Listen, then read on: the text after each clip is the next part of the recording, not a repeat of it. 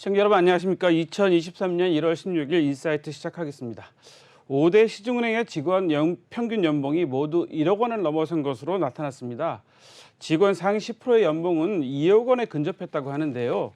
국민의힘 윤창현 의원실이 공개한 2021년 주요 시중은행 총급여 현황 발표에 따르면 5대 시중은행의 직원의 성과급 포함한 평균 총급여가 처음으로 각사 모두 1억 원을 넘어섰다고 합니다.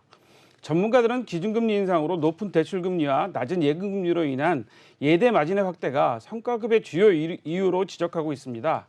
근무시간 단축, 점심시간 휴점 등을 바라보며 민간 기업이긴 하지만 강한 공공성을 가지고 있는 시중은행이 과연 제대로 역할을 하고 있는지 의구심이 듭니다. 은행권이 국민의 고통을 담보로 사상 최대의 성과급 잔치를 벌이고 있다는 지적도 있습니다. 은행을 바라보는 국민의 시선이 따갑기만 합니다. 비가 오는데 우산을 뺏어가는 탐욕스러운 자본이 아니길 기대해보는 것은 저만의 희망이 아닐 겁니다. 오늘은 특별한 분을 모셨습니다. 경제가 잘 되려면 정치 안정이 중요하다고 했죠. 그래서 오늘 오랫동안 정치를 하신 오선 의원이시고 원내대표와 국회 부의장까지 역임하신 분입니다. 궁금하실 겁니다. 바로 심재철 전 국회 부의장님 모셨습니다. 부장님 안녕하십니까? 네, 안녕하십니까? 네, 멀리 이렇게 출연해 주셔서 감사합니다. 감사합니다. 네, 이렇게 오셨는데 날씨가 오늘 추워가지고 괜찮으신지 건강은 괜찮으신가요? 예, 아주 좋습니다. 네, 오늘 사실 저희 신 부회장님 모신 이유가 경제와 좀 밀접한 관련이 있는 정치 얘기도 좀 해볼고 이야기를 하려고 모셨습니다. 예. 2023년을 맞이하는 우리 부회장님의 각오나 뭐 요즘 근황은 좀 어떠신지요? 아시다시피 내년에는 총선이 있고 그 총선 결과에 따라서 윤석열 정부의 성패가 가름이 됩니다. 그렇게 되면은 대한민국의 진로가 이제 과연 어떻게 될 것이냐. 지금 민주당이 국회 다수를 차지해 가지고 윤 정부가 아무 일도 못하는 이런 모습이 계속 진행이 될 것이냐. 그렇죠. 아니면은 윤 정부가 제대로 일을 좀 할 거냐. 그게 결정이 되는 게 내년이고 그에 따라서 대한민국의 진로가 이제 나라의 국운이 상승하느냐 아니면 쇠퇴하느냐 이게 결정이 될 겁니다. 그런 점에서 내년 총선이 대단히 중요하고 바로 그 총선을 준비하고 있습니다. 총선 준비하시고 계신가요? 그럼요. 내년 출마하겠습니다. 내년 지난번에 사실은 한번 낙선하셨잖아요. 오선하시고. 예. 이거 사실 우리 원고에 없는 내용이지만 제가 여쭤보고 싶으면 저도 대학 시험에도 떨어본 적이 있고 하니까 이거 사실 어떻게 보면 이제 정치하시는 의원님으로서는 이렇게 선거에서 한번 낙선이라 그죠? 예. 낙선하시면 혹시 대학 입시에 떨어진 그런 기분인가요? 어떠세요? 뭐 비슷합니다. 뭐 열심히 준비했는데 안 되니까 왜 그랬지 그러나 다시 한번 왜 떨어졌지 재수할 때 재수하다 보면 내가 뭐가 부족한지 과목이 보이잖아요. 그렇죠. 마찬가지로 이제 낙선하고 나서 그러면은 내가 뭐가 부족한지 이런 게 보이고 따라서 그걸 보강을 하고 있습니다. 그래서 아마 좋은 성과를 내기 위해서 열심히 뛰고 있습니다. 그러시군요. 저는 사실은 의원님 프로필을 이렇게 찾아보면서 호남의 명문 광주일고 나오시고 서울대학교 나오셨단 말이에요. 부모님들이 서울대학교 가셨을 때 엄청 좋아하셨을 것 같고. 물론이죠. 광주일고 입학하셨을 때도 그때는 본고사 있을 시점이니까 얼마나 기뻐하셨겠어요. 고등학교까지는 그렇게 크게 기뻐하지 않았으니까요. 네. 근데 이제 서울대학교 가니까 재수했다가 가니까는 대단히 좋아하시더라고요. 의원님도 재수하셨군요. 그렇군요. 이 재수가 이게 어떻게 보면 가슴 아픈 추억이긴 하지만 또 인생의 한 단계 올라설 수 있는 또 중요한 계기가 되는 것 같습니다. 그렇군요. 제가 사실은 원고에 없는 얘기를 좀 친감 있게 좀 나눠보려고 말씀을 좀 나눠봤는데 어차피 또 여쭤봤으니까 또 한 번 더 여쭤볼게요. 의원님 프로필을 제가 그렇게 찾다 보니까 처음에는 교사 선생님 시작하셨다가 방송국 기자로 이제 가셨다가 기자를 하시다가 이제 뭐 교통사고 당하신 그랬습니다. 이후에 이제 저기 문화방송이죠? MBC 노조위원장도 하시고. 위원장은 아니지만 노조를 제가 만들었습니다. 처음 만드셨어요? 만드시기도 하고 창립자네요. 그러시고 그다음에 이제 정치인이 되셨단 말이에요. 그래서 정치인 쭉 하시다가 이제 오선하시고 이번에 한번 쉬시고 계신 그런 상황인데 제가 궁금한 게 교사를 하시다가 기자로 가셨어요. 그 특별한 계기가 있으셨어요? 교사를 하다가 보니까 좀 사회생활에 대해서는 아무래도 얘기할 기회도 없고 답답한 느낌이 좀 있었습니다. 그래서 사회 이슈와 늘 가까이 할 수 있는 직종이 뭐겠느냐. 그래서 기자를 선택을 했습니다. 아, 그러시구나. 아무래도 이제 학생 운동을 하다 보고 그러다 보니까 사회 발전에 대해서 사회 변동에 대단히 관심이 많았고 예. 그런데 이제 학생들 앞에는 사회 변동에 대해서는 얘기할 수가 없잖아요, 그쵸, 그쵸. 교사들이. 예. 그래서 업무 자체가 많이 이제 차이가 나니까 그래서 아 이건 아니다 싶어서 그래서 사회 변동과 직접 관련이 있는 직종이 뭐겠느냐 찾아서 기자를 택했던 겁니다. 아, 제가 이제 의문점이 풀렸습니다. 이제 제가 그 의원님 이제 학생 운동 하시고 옥고도 치르시고 막 그러신 과정도 있었고 그런데 교사 임용이 되셨다가 갑자기 왜 MBC 기자로 옮기셨지 안정적인 직장을 버리시고 그랬더니 지금 말씀 들어보니까 좀 이해가 되네요. 그 선생님들은 그 항상 좀 중립적인 말씀을 해주셔야 그럼요, 되고 예. 학생들한테 올바른 가치관을 심어줘야 되기 때문에 예. 그 중립적인 이야기뿐이 못 하시니까 그러니까 사회적인 여러 가지 변화에 좀 둔감해질 수밖에 없으니까 그럼요. 예. 전혀 그래서 한마디도 얘기를 할 수가 없죠. 학생들에게는 사회적인 변동에 대해서는. 그래서 이제 언론 생활을 하시다 보니까 사회의 모든 걸 좀 빨리빨리 그럼요. 받아들이시고 예, 예. 정보도 빠르시고 예, 예. 야 이제 좀 이해가 됩니다. 역시 서울대 가신 분들은 좀 틀린 것 같아요. 그 오선이시고 사실은 그 예결위원장도 지내셨잖아요. 예, 예. 기재위원회도 한 10년 정도 계셨는데 예.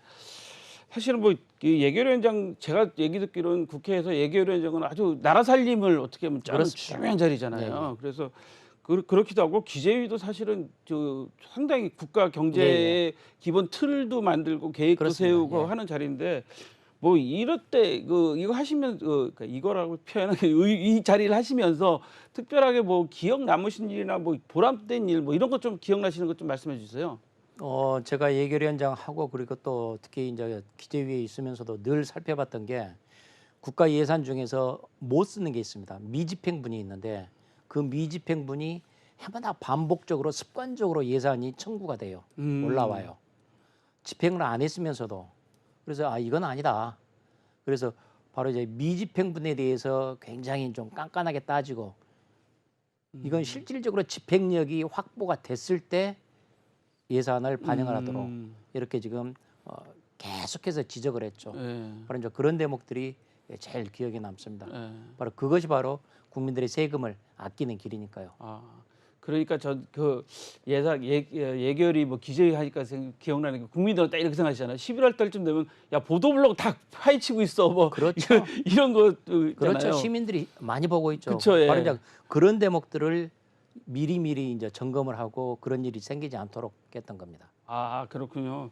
뭐 다른 것들은 없으셨어요? 뭐 인덕원 뭐 동탄 전철 사업 같은 것도 저기 하셨고 물론이죠. 그러셨다는데. 저희 인덕원에서 저 동탄까지 이제 전철을 세우기로 이제 네. 확정이 됐는데 이 사업이 제가 추진하기 전에 한 15년 전부터 계속 이 진행하다 수다보다 중간에 좀 좌절이 되고 그랬었거든요. 바로 그걸 제가 이 사업을 드디어 성공을 시켰거든요.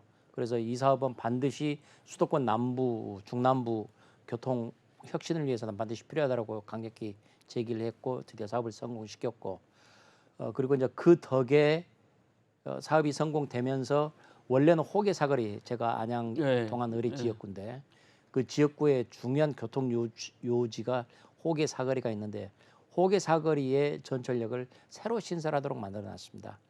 처음 계획에는 전철역이 없이 그냥 땅 속에서 지나가고 말하더라고요. 그래서 이건 아니다. 가장 중요한 교통 유충지니까 여기 생겨야 된다. 그래서 호계 사거리역을 드디어 신설을 시켰던 것이 그 사업에서는 제가 대단히 보람 있는 일로 생각합니다. 동탄이 신도시가 돼갖고 사실 교통수요가 많잖아요. 그렇죠. 저도 예. 그쪽에 가보면 엄청 복잡하고 예. 도시가 엄청 넓더라고요. 제가 사실은 지난 12월달에 그 동탄고등학교에 약간 재능 기부 강의를 좀 다녀왔는데 상당히 도시가 잘 정비돼 있고 한데 그런 교통은 좀 불편한 것 같더라고요. 예. SRT 빼놓고는 예. 그 불편한 그런 상황인 것 같은데. 도로로는 그 교통 수요를 담당을 할 수가 없죠. 그죠, 그래서 인구가 많다 보니까. 지하철로 지금 그 부분을 흡수해야 되는데 예. 그 지하철 반드시 할 수 있도록 성공을 시키고 예. 그리고 그런 과정에서 호계 사거리역 아. 꼭 필요한 역인데 없었던 것을 만들었던 겁니다. 지역구 사업은 그러신데 그럼 전체적인 사업은 또 뭐 있어요? 제가 지금 말씀 듣기로는 학교에 강당 뭐 만드는 것도 좀. 예, 제가 지금 저희 학교에 한 75% 정도 학교에다가 예. 강당을 세워놨습니다. 아. 학교에 가보니까 강당이 없어가지고 예. 이렇게 지금 춥거나 그다음에 여름에 비가 올 때는 체육 수업이랄지 운동장 활동을 전혀 못 해요. 아하. 그래서 이제 야 이거 아니다 싶어 가지고 계속해서 국가에다가 촉구하고 예산 받아 가지고 강당을 만들었습니다. 그래서 그게 18개 학교에 강당 만들고 학교 급식실도 4군데 학교에다가 만들어 주고 아. 이렇게 해서 학생들이 부담 없이 공부할 수 있도록 제대로 수업을 할 수 있도록 이렇게 여건들을 만들어 놨던 겁니다. 아, 지금 말씀 들어보니까 제가 동탄고등학교 가보고도 깜짝 놀랐거든요. 급식실도 아주 잘 돼 있고 학교 시설이 정말 잘 돼 있더라고요. 나중에 지어진 시설들이 좀 됐는데 최초의 평촌을 분양을 할 때 네. 건물만 짓도록 딱 그것만 분양을 했습니다. 아, 그 왜 그랬을까요? 국가에서는 예산을 줄이기 위해서 아, 그랬던 것이죠. 네. 그리고 우선 일단은 교실만 지어서 수업해라. 강당은 나중이다라고 해가지고 강당이 없는 학교가 대부분이었습니다. 아하. 그래서 아 이건 아니다. 강당이 있어야 된다. 그래서 강당에 제가 신경을 많이 썼던 것이죠. 아니 사실은 저 궁금한 게 이 평촌 사시는 분들은 나 안양 안 살아 그러고 나 평촌 살아 그러고 뭐 그런 얘기도 많이 하잖아요. 뭐 판교 나 분당 아니야 나 판교야 뭐 이렇게 이야기하듯이 그렇게 평촌도 신도시인데도 학교에 그런 아예 그 기반 시설이 없었던 거예요? 최초에는 전혀 없었습니다. 아, 그래서 모두 학교 교실만 달랑지었습니다. 교실만. 예.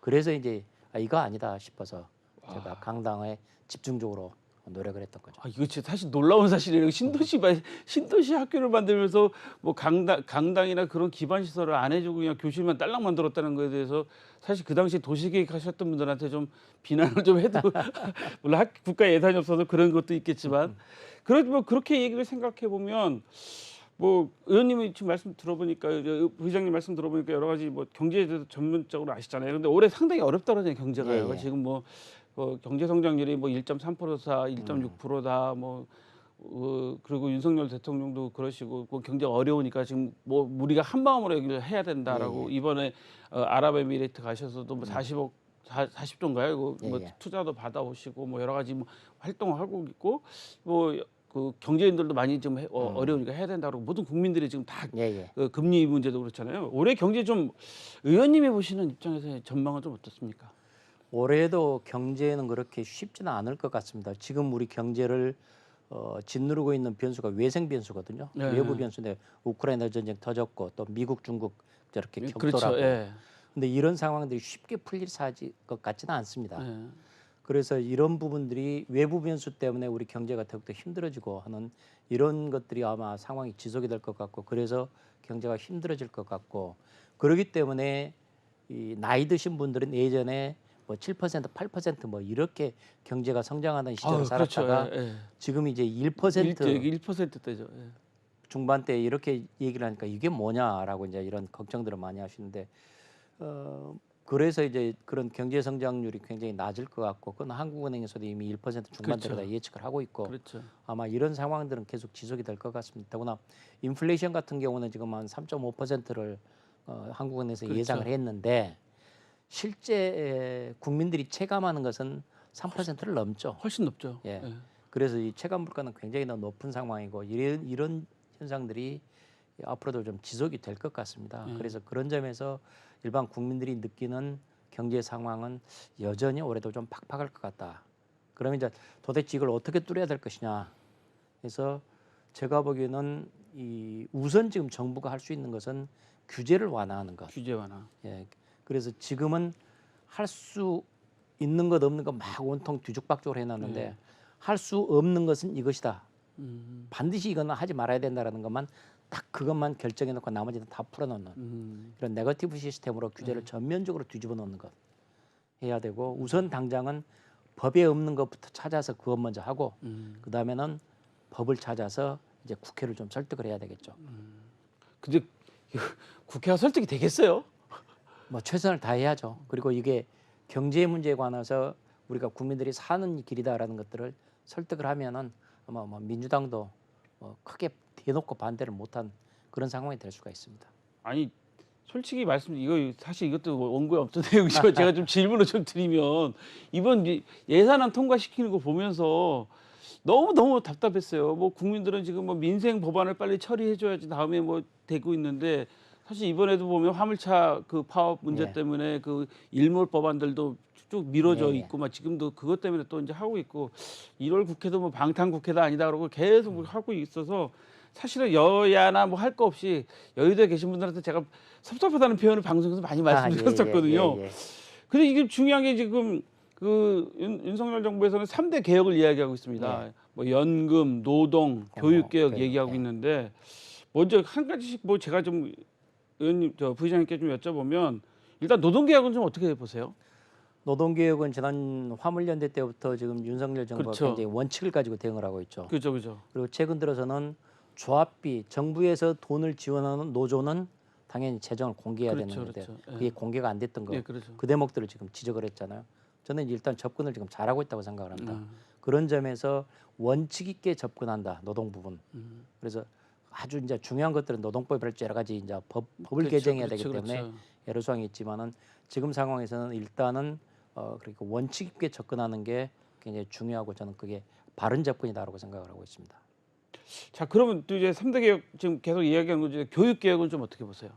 교육 개혁은 그야말로 전 국민이 관계되는 예, 거니까 그렇죠. 이게 제일 중요하죠. 예, 대단히 쉽지는 않을 겁니다. 그러나 지금 큰 부분에서는 저는 우리나라 교육에서는 경쟁을 나쁜 것으로 매도를 하고 있습니다. 사회 분위기와 함께. 그러나 이 부분은 반드시 좀 고쳐내야 됩니다.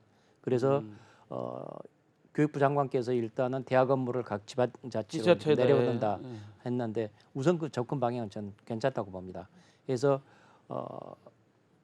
반드시 교육도 해야 될 것만 국가에서 최소화시키고 나머지는 지방자치단체에서 국가에서 알아서 해라. 이렇게 지금 풀어놓는 게 좋은데 저는 그 방법이 저는 괜찮다고 보고 있고 그것이 과연 앞으로 어떤 식으로 어떤 효과를 나타낼지 좀 더 두고 봐야 되겠습니다만 이렇게 각 교육 기관들에게 자율성을 주는 것 그래서 이런 대목들은 풀어가는 것이 결국은 우선은 지금 도입할 수 있는 것이 아니겠느냐라는 생각입니다. 지금 연금 개혁도 중요하잖아요. 저는 네. 사실 개인적으로 이 3대 개혁 중에 교육하고 연금 개혁을 제가 강력하게 예, 주장하는 예. 사람 중에 하나인데 연금 개혁이 지금 매우 그 국가 기재위원회 하셔서 아시면 국가 예산으로 연금을 계속 공무원 연금이니 뭐 군인 연금이니 교직원 연금이니 지원해주고 있잖아요. 예, 예. 그럼 이것도 좀 개혁을 해야 되는데 사실 박근혜 정부 때 개혁을 좀 하다가 좀 못했어요. 못했죠. 예. 예. 이 연금 개혁하면 사실은 지금 뭐 표를 잃는다고 해서 사실은 예, 정치하시는 분들 잘 못하고 계신데 예. 연금 개혁의 방향은 어떻게 돼야 될까요? 연금이 왜 문제냐면은 적게 내고 많이 받게 돼 있거든요. 그죠? 그래서 지금 이 구조를 바꾸지 않으면 반드시 이건 고갈이 되죠. 그래서 이제 지금의 이제 젊은 세대들 그런 굉장히 손해를 보게 돼 있는 구조인데 이건 반드시 뜯어 고쳐야 되는 것이죠. 근데 이제 이게 국민들에게 이제 인기가 없는 거고 손해를 보니까 정치적으로 손해를 보니까 다들 안 하고 미루고 그랬는데 그러나 이거는 반드시 손을 대야 됩니다. 그리고 그런 점에서 윤석열 대통령이 하겠다. 그래가지고 올 가을까지 국민연금 초안을 만들겠다라는 건 그건 올바른 접근법이라고 생각합니다. 그래서 그러다 아무튼 이 부분은 이 국민들을 설득을 하는 수밖에 없습니다. 기존에 돈 내는 것이 지금의 이 어려움을 풀어내기 위해서는 돈은 조금 더 내고 받는 건 조금 더 줄어들고 이렇게 되는 수밖에 없거든요. 그래서 그렇게 되는 경우에는 사람들마다 아주 돈에 관계된 예민한 문제니까 그걸 그렇죠. 어떻게 되는 것이다라는 것들을 투명하게 공개하면서 설득하는 수밖에 없습니다. 아하. 이 연금 개혁 참 어려운 것 같아요. 저도 보면 이제 연금 문제 때문에 이번에 어제 오늘 기사들을 보면 연금이 연 1,200만 원 되면 뭐가 올라가게 되냐면 건강보험료가 올라가게 돼 있어요. 그렇죠. 뭐 이런 네. 것 때문에 아주 민감하게들 반응들 네. 하시는 것 같더라고요. 어차피 연금 개혁도 이제 우리가 피할 수 없는 사실이고 네. 사실 일본 같은 경우도 연금 개혁 때문에 65세 정년을 늘리는 데 한 10년 걸렸어요. 토론하는데 네. 그리고 또 역시 부의장님 말씀대로 국민대로 시간이 걸리더라도 설득하고 하는 게 필요한 것 같습니다. 그렇습니다. 예. 실제 내용들을 투명하게 드러내놓고 얘기를 하는 수밖에 없죠. 그래, 맞습니다. 투명하게 드러놓고 이야기하는 게 솔직한 예. 담론일 것 같은 생각이 들었는데요. 사실은 제가 아까도 우리 부의장님 말투에 보면 팍팍하다. 전라도 사투리를 좀 쓰십니다. 보수 쪽에 계신 분들 중에 몇 안 되는 호남 분이시고 또 민주화 뭐 운동도 하시고 뭐 80년대 그 서울대 학생회장 하시면서 하셨고 뭐 그 당시에 무슨 뭐 어떻게 됐다 해서 뭐 진보 쪽 계신 분들하고 논쟁도 좀 많이 하시고 막 그러셨어요. 저 그거 보면서 다들 정치 노선이 틀리다가 왜들 저러지? 이런 솔직히 말씀드려서는 다들 왜들 저러지 했는데 왜 그러셨어요? 이유가 뭘까요? 그분들 그러니까 그쪽 분들도 이야기 말씀 드려야 되겠지만 일단 부의장님 의견을 좀 들어보면 그러니까 예전에는 우리 사회가 그렇게 진영으로 확 갈라져 있지 않았었죠. 그러나 1990년대 이후부터 점차적으로 조금씩 되고 2000년 들어오면서부터 그게 노골적으로 이제 나타나기 시작했고요. 그리고 이제 그런 것들이 가장 심각하게 나타났던 것들이 최근에 이제 문재인 정권에서 그게 이제 아주 심하게 나타나는데, 그런데 이제 바로 이런 현상들 때문에 이 국회에서도 굉장히 그런 의견 대립이랄지 서로 교류하는 게 굉장히 줄어들었습니다. 아하. 여야 의원들 간에도. 아하. 그렇기 때문에 이런 부분들은 반드시 이제 고쳐져야 되는 것이고요. 이 사회가 지금 진영으로 되는데 우리나라에 결국은 민주화 운동의 이념이 등장하면서 사회가 점차적으로 지금 양분되기 시작한 게 아니겠느냐라는 저는 이제 그런 식으로 지금 보고 있습니다. 그러나 어쨌든 이 국민이 지금 단합하지 못하고 있는 것, 갈라져 있는 것, 뭐 이런 것들은 국민들께서 너무 잘 알고 계시는 거고요. 그런 이제 이런 점들을 위해서 어쨌든 속은 상하지만 그래도 참고 견디는 수밖에 없죠. 참고 통합하고 설득하고 설득을 통해서 통합해 나가고 이 수밖에는 없는 것 같습니다. 잠깐만 제가 보다 보니까 이해찬 대표님인가요? 예. 저 이해찬 전 대표님하고도 그렇고 유시민 그 전 장관님하고도 논쟁이 한번 있으셨잖아요, 몇 년 전에. 예. 유시민 장관님하고는 지금 연배가 비슷하시지 않으신가요? 제가 대학 1년 선배입니다. 아, 그러세요? 예. 근데 왜 그때 논쟁하신 거예요? 이게 1980년 김대중 내란음모 사건하고 지금 연결이 됩니다. 아, 그 민주화 막 우리 예, 봄, 김대중 예, 내란음모 서울의 사건. 봄. 예. 그렇죠. 서울의 봄하고 이제 연결이 되는데 제가 당시에 서울대학교 총학생회장이었고요. 예. 그래서 서울의 봄 때 이제 진두지휘를 하고 그리고 또 유시민 씨도 그때 제 1년 밑에였지만은 서울대에서 중요 직책을 맡아서 그렇게 같이 했었죠. 그런데 이제 나중에 1980년 5월 15일 날 서울역에서 모였을 때 학생들이 이제 데모를 앞으로 계속해서 할 거냐 말 거냐, 그리고 서울역에서 시위를 할 거냐 철수할 거냐를 가지고 결론을 내렸는데 각 대학교 학생회장들이 모여서 토론을 하고 그 결과 시간이 밤이 되고 공수부대가 효창운동장에 준비하고 있고, 그래서 이거 밤이 되면은 피해가 어떤 식으로 커질지 모른다. 그래서 일단 철수하자 서울역에서 그렇게 했고, 그때 유시민도 찬성을 같이 했었습니다. 그런데 이제 나중에 세월이 지나고 나서 나는 그때 서울역 시위 때 진군하자고 주장했던 사람이다라고 얘기를 거짓말을 한 겁니다. 그래서 야 웃기지 마라. 제가 그래서 이제 그 점을 너 그랬지 않냐라고 이제 지적을 했던 것이죠.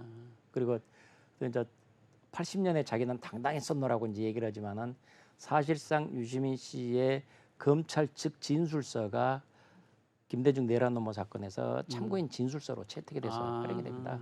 그래서 이제 이런저런 사정을 알고 있는데도 본인이 아니다라고 이렇게 발뺌을 하고 있으니까 제가 얘기를 했던 거죠. 그때 그래서 그런 논쟁이 있었군요. 이것도 나중에 저희도 기회가 되면 유시민 그 전 장관님 한번 모셔서 예. 이야기 좀 들어볼 필요성도 예, 있을 것 예. 같다는 생각이 들어갑니다. 왜냐하면 양쪽 얘기를 다 들어봐야 되니까. 근데 저도 기억이 나요. 80년 봄에 지금 말씀하신 것 말씀 들어보니까 이런 거네요. 그 서울역에서 야간에 그 공수부대가 만약에 진입하게 되면 학생들이 위험 사태가 많이 일어날 예, 거예요. 우려해서 그래서 이제 돌아가자 이렇게 얘기가 그렇죠. 됐다는. 그래서 이제 철수를 결정했는데 예. 그리고 본인도 당시에는 찬성했는데 나중에 이제 그걸 뒤집어서 이제 얘기를 한 거죠. 그리고 그거는- 아까 이해찬 씨 관계도 이제 마찬가지고요. 이해찬 씨도 이게 96년에 제가 정치권에 들어갔는데 98년도에 이해찬 씨께서 그런 얘기를 하는 거예요. 김대중 내란음모 사건 때 심재철이가 나보다 먼저 잡혀서 모든 것을 진술하는 바람에 거기에 맞춰서 내가 고문을 받았다라고 얘기했는데 실제로는 제가 이해찬 씨가 먼저 잡히고 제가 그보다 더 늦게 잡혔습니다. 그런데도 이것을 뒤집어 놔 가지고 심재철이 허위 자백해서 내가 고문을 받았다라고 거짓말을 내니까 아니지 않소, 그 날짜가 이렇게 틀리지 않소, 그 얘기를 했던 겁니다. 지금 말씀 듣고 보니까 이거 좀 아이러니하네요. 예, 아이러니한 생각 들어가고 사실 저 이 말씀 드리면서 좀 어떤 화가 나냐면요. 솔직히 말씀드리면 원고에 제가 좀 추가를 했습니다. 사실은 저는 대학을 안 가고 그때 취업을 했어요. 예. 저는 취업을 해서 뭐 제 친구들은 대학 간 친구들은 뭐 민주화 운동 했던 친구들도 있고 지금 뭐 저기 정의당에서 일하는 친구도 있고 막 그렇긴 하거든요. 그러면 그 대학 안 가고 열심히 직장 생활하고 경제 기여한 사람들 민주화 운동에 기여 안 한 건 아니잖아요. 아, 물론이죠. 예.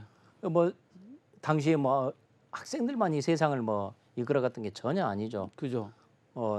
학생들이 그때 이제 나섰던 것은 정치권은 당시에 분열돼 있었고 그렇죠. 시민단체, 노동운동 뭐 전혀 뭐 예, 미미했었고 그때는 그랬죠. 그랬죠. 그랬기 때문에 학생운동이 전면에 나섰던 건데 예. 그러나 이제 그렇다고 해서 학생들만이 모든 것을 다 중심이고 나머지는 아니다. 전혀 그렇지는 않은 것이죠. 함께 같이 해놨던 것이죠. 그리고 그런 것들이 이 함께 힘을 합쳐져서 나갔던 것이 거대한 흐름이 됐던 것이지 그런 점에서 과연 학생들만이 이런 것들을 했느냐? 저는 절대 그렇게 생각하지 않고 사회자께서 말씀하신 게 저는 뭐 옳다고 생각합니다. 그 온 국민들이 다 같은 똑같은 생각이셨을 거라는 생각을 저는 사실을 하고 아, 있거든요. 물론이죠. 예, 다 같이 민주화에 대한 열망이 있고 네. 하기 때문에. 그런데 너무 그 우리 소위 말하는 386, 586 운동권들이 자기들 생각하는 거 아닌가 그런 생각이 있어서 사실 그런 점은 사실 저는 그 대학을 안 가고 이 직장 생활을 오래 한 사람으로서 좀 아쉬운 점이 있더라고요. 그래서 정치들이 많이 왜곡이 됐죠. 국민이라는 물이 없는데 어떻게 물고기가 움직입니까? 그죠, 그죠. 마찬가지예요. 그래서 늘 겸손하게 세상은 함께 살아가는 것이지 나만 잘났다라고 살아가는 것은 결코 아닌 것이죠. 아하. 우리 부장님 말씀을 듣다 보니까 좀 잠시 쉬었다 가야 되겠습니다. 잠시 쉬었다 가겠습니다.